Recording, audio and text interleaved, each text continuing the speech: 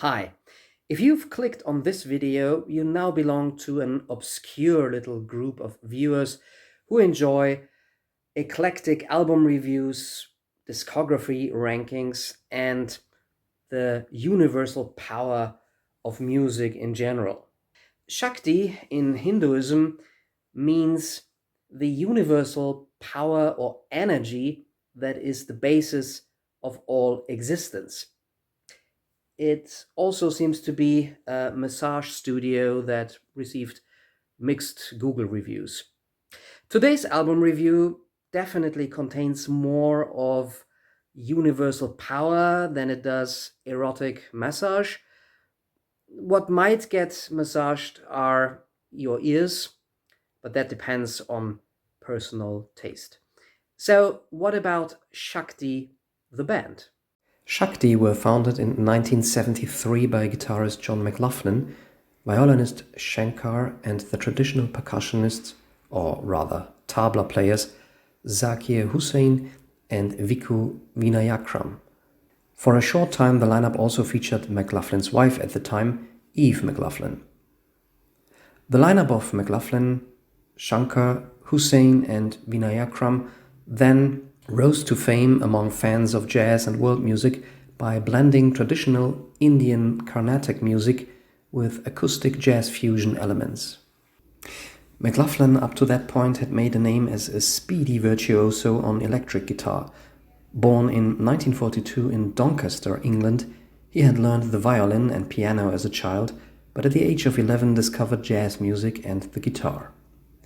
As a young musician in the 60s, he had played in the London jazz and rhythm and blues scene with acts like Alexis Korner, the Graham Bond Quartet, and Brian Auger, and also as a session musician. In 1969, after a first solo album, he moved to the USA, where he played on several Miles Davis albums, including the classics In a Silent Way and Bitches Brew, and even extended his reputation as a jazz session guitarist. As McLaughlin had been interested in Eastern philosophy and Indian spiritualism for a longer time, he became a follower of Sri Chinmoy for a while in the early 70s. Sri Chinmoy promoted meditation and athleticism to reach inner peace. Inspired by Chinmoy's teachings and as a devoted follower, McLaughlin took on the name Mahavishnu. He formed his own jazz fusion band, the highly influential and very intensely playing Mahavishnu Orchestra, in 1971. With a changing lineup of fusion virtuosos, the Mahavishnu Orchestra blended aggressive electric jazz rock with elements and harmonics from classical Indian music. This formation released several groundbreaking albums up until 1976, most notably The Inner Mounting Flame and Birds of Fire. Yet by 1976, McLaughlin had to deal with a musical crisis and he disbanded the band for good. Seeking new musical inspirations and paths, he turned to the acoustic guitar and moved even deeper into the complexity of traditional Indian music with his new group, Shakti, the roots of which went back to projects from 1973. Violinist L. Shankar, born in 1950 in Madras, India, is one of the main figures in fusing East and West in world music. His strength is often seen in his talent for improvisation. He comes from a family of musicians. Apart from a talent on violin, he also is a gifted vocalist with a range of 5.5 octaves. He studied from a very young age and gave his first public concert at the age of 7. In the late 1950s, he played with his two brothers in a violin trio, and by the age of 17 already was a renowned and esteemed performer in India. He became a musical teacher at Wesleyan University in 1969 and moved to the USA. He also appeared as guest musician on recordings by jazz musicians Archie Shepp and Clifford Thornton in the 70s, before he met John McLaughlin.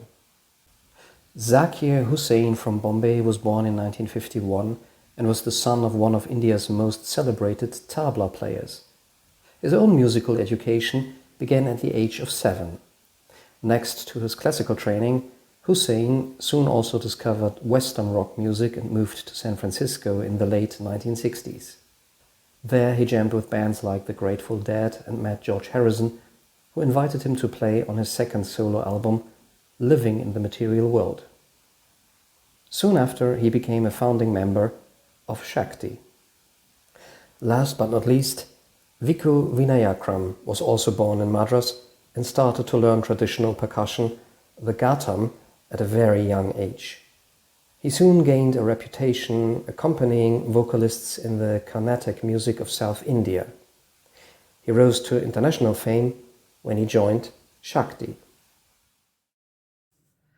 So this is where we are coming from, and this review marks a debut on the channel, or actually a double debut, because one, for the first time, not counting my Woodstock ranking, I'll be doing a full album review of a live release, and it's more or less a jazz album. Only 3 tracks, all recorded at Southampton College, Long Island in 1975. It's Shakti with John McLaughlin.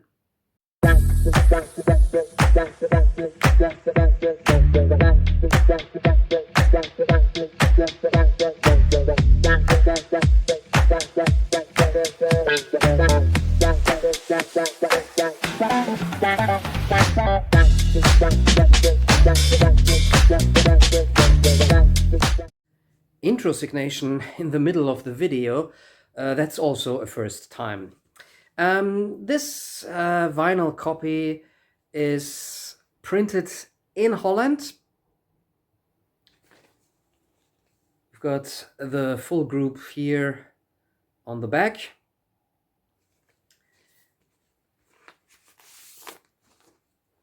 The album was released on CBS Records.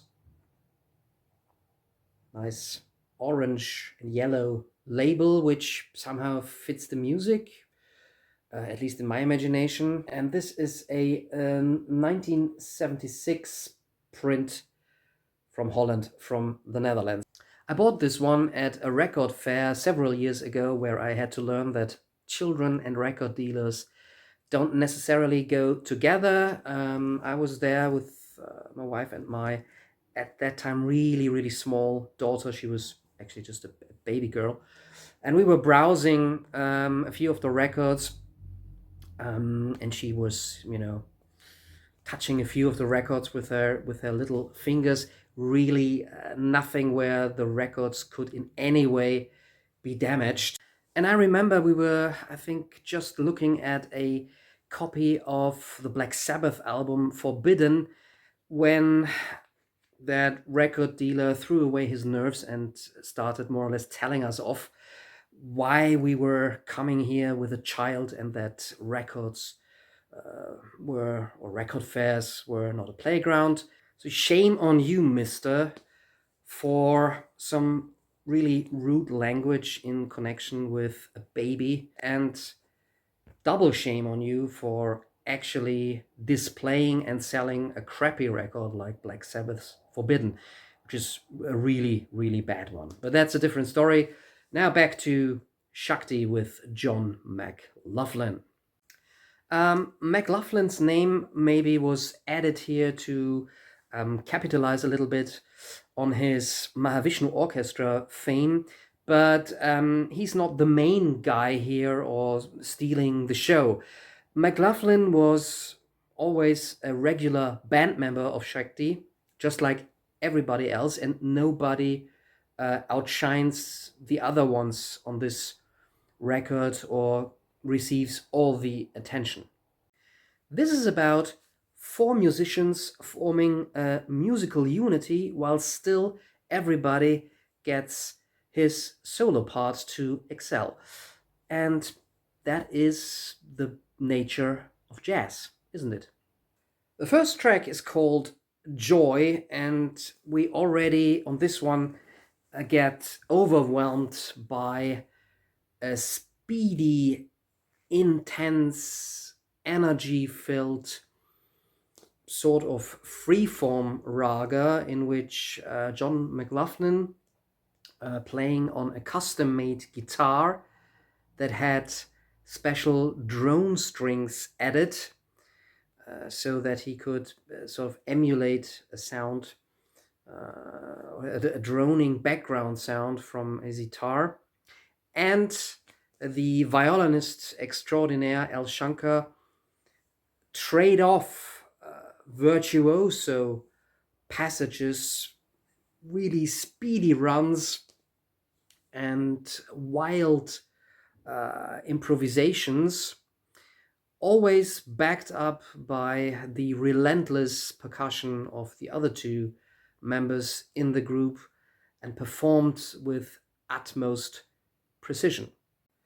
This is extremely complex and busy music, especially for ears that are rather accustomed to the Western pentatonic scales. But what for some listeners might sound simply like chaotic noodling actually is an incredible chemistry and skill for improvisation and interplay between four masters of their respective instruments. This is musical joy indeed.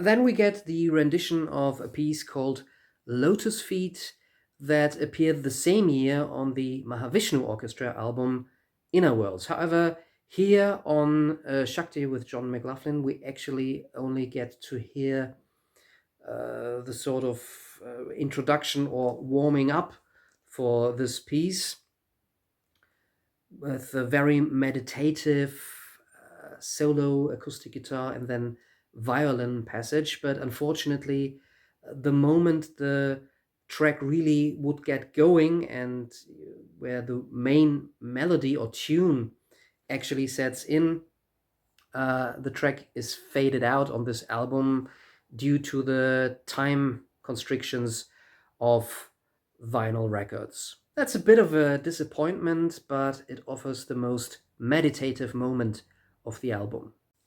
Side 2 is reserved for the second tour de force, which is also the final epic track with the catchy title. This is a piece that's very simply called What Need Have I for This? What need have I for that? I am dancing at the feet of my Lord. All is bliss. All is bliss. Yet all joking aside, the single sentences or statements in that title clearly represent the single segments of this raga-inspired piece. And again, there's a lot of breathtaking playing, interplay, exchanging musical passages going on. However, when I say interplay or improvisation, we should be aware that this music isn't, of course, entirely freeform improvisation. In fact, these pieces are mostly, I guess, structured and pre-composed, at least the main body of the music, and then in the middle there is room for some improvisation between the musicians. It may sound very wild and unstructured for especially us Western rock listeners, but in fact, and I've mentioned the word raga, there's a lot of cycles going on in the music, certain structures that are repeated and measures or bars that are counted, so the musicians actually know where they are. A raga is based on a scale with a given set of notes that are repeated and certain motifs that appear and reappear in the piece in cyclic movements. These, however, can become extremely complex, so that it is not always easy for, let's call ourselves naive listeners, to decipher what's going on. And thus, some of this music seems to be very surprising or actually quite unstructured. McLaughlin opens this 29-minute piece with his solo acoustic guitar, adding some jazz and blues elements to the South Indian tonality of the music. L. Shankar then takes over on violin. The whole group sets in after 7 minutes, weaving an entrancing jazzy world music tapestry with more insane interplay and speed.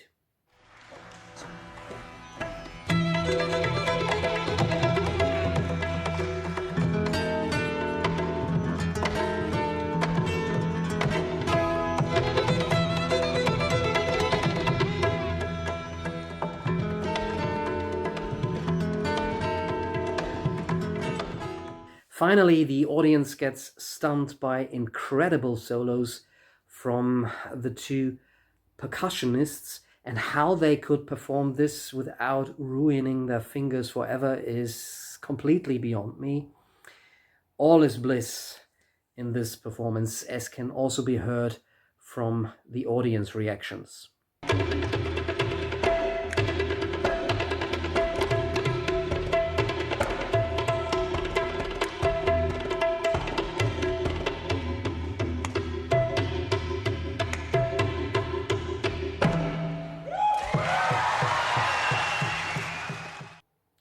Shakti with John McLaughlin takes one on a musical journey between East and West. It's full of energy and the joy of playing together.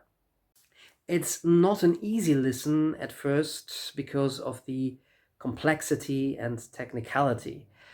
Experienced listeners of classical Indian music will maybe throw up their hands in despair or shrug their shoulders and will tell you that this is actually nothing out of the ordinary. I cannot really assess that. Still, all four musicians are universally regarded as masters of their instruments and their genres, so I guess these four guys really know what they are doing. Shakti provide unique and fascinating music. I can only take them in small doses, but with the right amount, this is immersive and exciting music. This is fiery and spiritual all at once, and it plays extremely well at a hot summer night. This is insane high quality playing for fans of both world music and jazz.